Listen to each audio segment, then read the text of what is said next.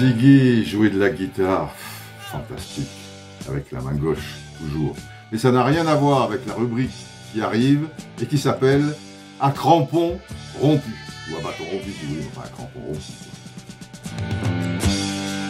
Alors, quatrième partie avec Salim, on a parlé de beaucoup de choses, mais à un moment, on a effleuré ton rôle à Leeds, auprès des joueurs notamment, même si à la base tu interprètes de Marcelo Bielsa, bien sûr. Alors quand tu interprètes, nous on te voyait toujours sur les vidéos à la fin des matchs, Marcelo parlait en espagnol et toi en anglais. Bon, tu retranscrivais ça pour la presse.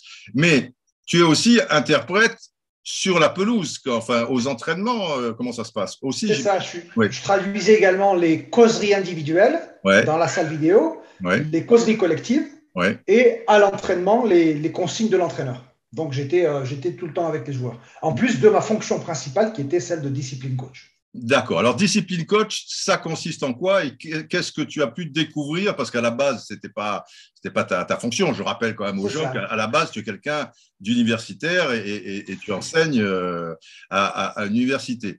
Tu es passionné de foot, certes, mais bon. Alors, Marcelo avait estimé que j'avais les compétences et les qualités requises pour jouer ce rôle, que j'étais un bon médiateur et que j'avais une intelligence psychologique. Il l'avait vu à Lille et puis il m'a dit je pense que tu remplirais bien ce rôle. Et donc, mon rôle, c'était, comme j'ai pu te l'expliquer, un rôle préventif, c'est-à-dire d'essayer d'imposer des règles de vie commune par la bienveillance, pas par la menace de sanction. Parce que moi, je ne crois pas à la sanction, ça ne fonctionne pas la sanction. Ça va fonctionner à court terme sur quelques personnes, mais ce qui paye, ce qui est efficace moralement et techniquement, dirais-je, c'est la bienveillance. Et donc, l'idée, c'était de transmettre des valeurs, de régler les conflits qui peuvent surgir au sein d'un groupe de 25 individus différents avec des personnalités, des tempéraments distincts et de permettre à l'entraîneur de se concentrer sur le football. Et donc, moi, j'essayais de jouer ce rôle, au-delà du rôle préventif, j'essayais de transmettre certaines valeurs en organisant des activités. Alors, la première activité que j'ai organisée, 3 semaines après mon arrivée, c'était le nettoyage du centre d'entraînement. C'est parti de… Un soir, je rentre avec Marcelo à l'hôtel, parce qu'on rentrait ensemble à l'hôtel, et je lui dis, Marcelo, vous avez vu, j'ai noté qu'autour du centre d'entraînement, il y a plein de déchets. Vous savez ce que je vais faire demain avec les joueurs? On va nettoyer les centres d'entraînement. Alors, Marcelo, il m'avait laissé carte blanche pour mon rôle. Il m'avait dit… Tu fais ce que tu veux. D'accord. Donc, du coup, alors, il me regarde un peu d'un air amusé. Il me dit, bon, si vous arrivez à faire ça. Moi, j'avais, bien entendu, je ne l'ai pas fait sur un coup de tête. J'y ai mûrement réfléchi. Et j'avais tissé, je me suis posé la question de savoir, demain, je vais proposer cette activité. Est-ce que tel joueur va accepter, tel joueur va accepter, tel joueur va accepter? Je me suis basé sur les leaders. Berardi, je savais qu'il allait dire oui. Forshaw, Cooper, Dallas, le reste, je savais qu'ils allaient suivre. Alors donc, du coup, le lendemain, je me suis… Il te fallait les leaders, quoi, avec toi. Ouais, voilà. D'accord. Je me posais la question à moi-même. Je ne leur en parlais pas avant, je me posais la question à moi-même et je savais qu'ils allaient me dire oui. Donc, du coup, je me dis, de toute façon, les autres vont suivre. Alors, du coup, on s'est réunis dans le gymnase, en arc de cercle. J'aime bien un peu cette manière de se retrouver. On s'est tous assis et j'avais mis au centre des sacs poubelles et des gants plastiques. Et, je leur ai parlé de la notion d'humilité. Je dis, est-ce que vous savez ce que c'est que l'humilité? On en a débattu un peu. C'est avoir la capacité de reconnaître ses propres limites. Et donc, je disais ça, c'est très important dans le football professionnel. Et vous savez, j'ai fait un petit calcul. Un supporter de Leeds qui est au salaire minimum, travaille en moyenne 3 heures pour se payer une place au stade à Ellen Road. Et donc, je leur ai dit, moi, je vous propose que l'on rende hommage à nos supporters. En 3 heures. Pas en travaillant 3 heures, en nettoyant pendant 1 heure. 3 heures, c'était long quand même pour un programme. En nettoyant pendant 1 heure le centre d'entraînement et sur une base de volontaire. C'est-à-dire qu'il n'y avait pas d'obligation à réaliser cette activité. Celui qui ne veut pas, il ne veut pas. Veut pas. Il y a Adam Forshaw qui s'est levé immédiatement. Il a dit OK, on fait ça. Puis tout le monde s'est levé. On a fait ça pendant 1 heure. On a récolté 13 kilos de déchets. Et Et Adam, à la fin, qui vient me voir et qui me dit, Salim, moi, je comprends ce que vous essayez de faire et je pense que c'est une bonne idée. Et qui à la fin, je n'ai pas entendu. Adam Forchot, c'était un Adam joueur. Forchot. Ah oui, c'est son prénom, Adam. D'accord. Adam Forchot, c'était un super joueur et puis un bon gars. Donc, on a mis en place cette activité qui était un peu insolite dans le bien sûr. L'idée, c'était ça. Et tout au long de l'année, je leur ai proposé diverses activités. Par exemple, j'ai mis en place une activité de lecture hebdomadaire. Chaque semaine, pendant une demi-heure, on lisait collectivement, tous assis avec notre propre bouquin dans le gymnase, des œuvres de la littérature universelle. Le premier livre qu'on a lu, c'était Le Petit Prince de Saint-Exupéry. À haute voix, alors ça veut dire quelqu'un lit à haute voix, il passe non. Chacun avait sa copie, chacun avait son exemplaire de bouquin et lisait dans son coin pendant une demi-heure. Donc chacun lisait à son rythme. Chacun lisait tranquille. D'accord, ok. Voilà. Et l'idée c'était d'une part d'apporter quelque chose de spirituel au groupe et de leur faire comprendre que la lecture te permet de développer ton intelligence, consolide ta mémoire, enrichit ta culture, t'invite à la réflexion, te procure voyager un petit peu, bien sûr, etc. Exactement. Voilà. Donc du coup, j'ai dit, on a souvent tendance à croire que les joueurs sont uniquement attirés par les considérations d'ordre matériel. Donc je me suis dit, on va faire ça. Et il y a eu, donc pendant toute l'année, on a eu… mais alors, comment ça se passe? Chacun, pendant une demi-heure, lit son Petit Prince. Mais à aucun moment, vous allez débattre sur le Petit Prince et ce que à la fin du livre.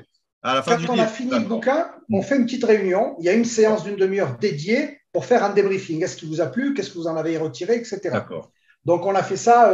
Ça faisait partie du programme, comme les causeries, l'entraînement, etc. Il y avait lecture. Et là, tu as plus de 20 joueurs. Ça a duré toute la saison. Qui arrivent à être concentrés, pas un qui déconne, pas un qui râle, pas un qui… Alors, des fois, je vais te raconter une anecdote. C'est pour ça que je te disais tout à l'heure que la susceptibilité, ça peut être une qualité. D'accord. Il y a un joueur qui arrive le matin, je ne vais pas le nommer, et puis il était manifestement mécontent. Donc, du coup, pendant la demi-heure, il s'assoit dans le gymnase et ostensiblement, il ne lit pas. Il nous montre qu'il ne veut pas lire. Donc, moi, je dis rien, j'attends. Et puis, à la fin de la demi-heure, je vais le voir, je le prends un peu à part, donc je le sens un peu tendu. Bien sûr. Et lui, il s'attend à ce que je lui fasse une remontrance. Mais moi, ce que je lui dis, je lui demande simplement s'il a bien dormi, si sa famille va bien, etc. Et du coup, il m'a dit, Salim, excuse-moi, je sais pas que je veux te manquer de respect, mais j'ai des petits problèmes à la maison, etc. Moi, je dis, il n'y a pas de problème, moi, je te connais, je viens juste te prendre des nouvelles. Alors, pourquoi j'avais deux possibilités pour régler ce problème? Soit à lui dire ostensiblement que j'étais mécontent de son attitude, aller au clash, et ça, psychologiquement, ce n'était pas la meilleure chose à faire, ou faire preuve d'empathie et essayer de comprendre pourquoi il a eu cette attitude. Et donc, du coup, il a développé un sentiment de gratitude vis-à-vis de moi parce que je l'avais traité respectueusement, que je n'avais pas cherché à le rabaisser ou à lui… Tu sais, tu fais faire une remontrance à un joueur de 30 ans, tu l'acceptes pas qu'on te fasse une remontrance. Quand tu as 20 ans, tu t'acceptes les remontrances, à 30 ans, non. Et puis, moi, je savais que c'était un joueur qui n'avait pas posé de problème. Mais du coup, je l'ai traité comme j'aurais aimé qu'on me traite. Donc, du coup, je l'ai traité avec beaucoup de respect. J'ai ménagé son état psychologique, c'est-à-dire que je n'ai pas été brusque, j'ai simplement cherché à comprendre. Et quel a été le résultat? C'est que ce joueur, durant toute la saison, il a été extrêmement réceptif à tout ce que je pouvais lui demander. C'est-à-dire que même si je pouvais lui demander un truc qu'il n'avait pas envie de faire, mais il le faisait quand même parce que c'était moi qui lui demandais en mémoire de l'attitude que j'avais eue avec lui à ce moment déterminé. Donc, voilà une autre activité qu'on a pu faire, la lecture. Donc. C'est pas commun, et puis c'était pas gagné. Et comment il voyait ça, Marcelo, de loin, même si bon, c'est pas, je dirais pas que c'est pas le cadet de ses soucis, mais ça doit quand même… Il m'avait donné carte blanche, il m'avait dit, alors moi je l'informais, je dis à partir de tel, j'ai fait ça à peu près à partir du mois de septembre. Je lui dis, Marcelo, à partir de la semaine prochaine, on va mettre une demi-heure de lecture tous les jours. Il me dit, très bien, allez-y. Et du coup, alors qu'est-ce qu'on a fait d'autre? En hiver, on a fait des maraudes en hiver, c'est-à-dire que pendant une partie de l'hiver, je prenais un joueur par semaine et on allait distribuer des colis alimentaires au SDF. Alors là, pareil, je l'ai fait. Alors là, j'ai procédé de façon différente. C'est-à-dire que j'ai sollicité les joueurs individuellement. D'accord. Donc, le premier à qui j'ai demandé, c'était Berardi. J'étais sûr qu'il me dirait oui. Et du coup, on faisait ça pendant 2 heures à peu près, tous les jeudis soirs. On préparait des colis alimentaires, on allait les distribuer au SDF, on discutait un petit peu avec eux. Ouais. Et du coup, tu sais comment c'est un vestiaire. Ça communique beaucoup. Oui, ils veulent savoir. Après, bien sûr. Ouais. Exactement. 2-3 jours après, j'ai eu Pablo Hernandez qui est venu me voir. Il me dit: ah, Salim, j'ai appris que tu étais parti. Je n'ai pas proposé. Hein. Ouais. J'ai appris que tu étais parti avec Gaetano faire cette distribution. Moi, j'aimerais bien faire la prochaine. Et j'aimerais bien venir avec mon fils. Et du coup, alors, il était venu avec son fils, etc. Super. On a fait la même chose. De bouche à oreille, plusieurs joueurs sont proposés. Donc ça, c'était une activité très gratifiante. Il y avait un but derrière tout ça. La première, c'était exprimer de la solidarité de façon désintéressée vis-à-vis d'inconnus. Parce qu'être solidaire vis-à-vis de ton frère, de ta mère, etc., c'est quelque chose de normal, naturel, c'est un devoir. Mais là, l'idée, c'était de faire preuve d'empathie vis-à-vis de ceux qui souffrent. Ce qui te permettait, quand tu es solidaire vis-à-vis de ceux que tu ne connais pas, tu le seras d'autant plus avec ceux que tu connais, tes coéquipiers notamment, quand ils seront en difficulté sur un terrain ou un autre. Bien sûr. Et la deuxième réflexion, c'était de relativiser. Le deuxième objectif, c'était de leur faire relativiser leurs difficultés en tant que footballeurs professionnels. Au cours d'une saison, ils sont tous confrontés à des difficultés. C'était pour leur dire: tu vas te confronter à l'adversité, à des difficultés, mais regarde, il y a des gens qui souffrent beaucoup plus que toi. Donc ça permettait, c'était l'idée un peu de cette activité.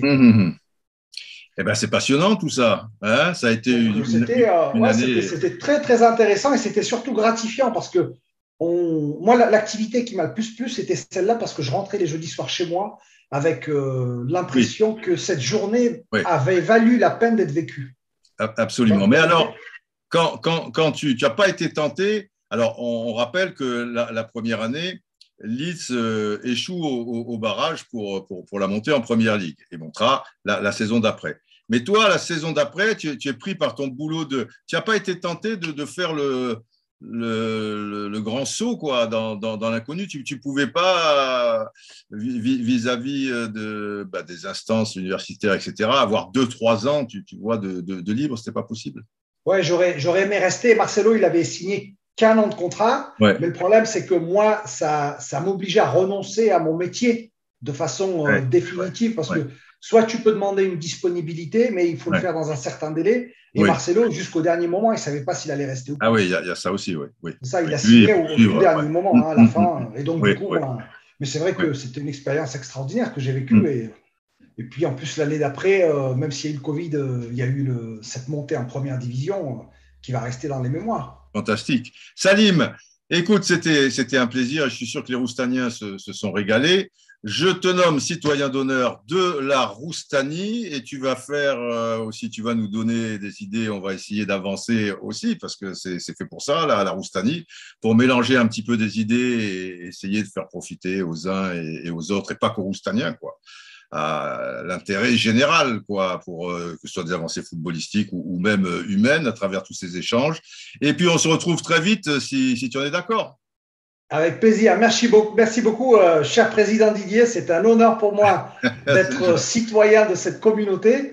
J'en profite pour saluer toutes les Roustaniennes et tous les Roustaniens et au plaisir de les retrouver dans la Roustanie. Sur cette chaîne, sur cette application. À crampon rompu. Ou à bâton rompu si vous voulez, enfin à crampon rompu.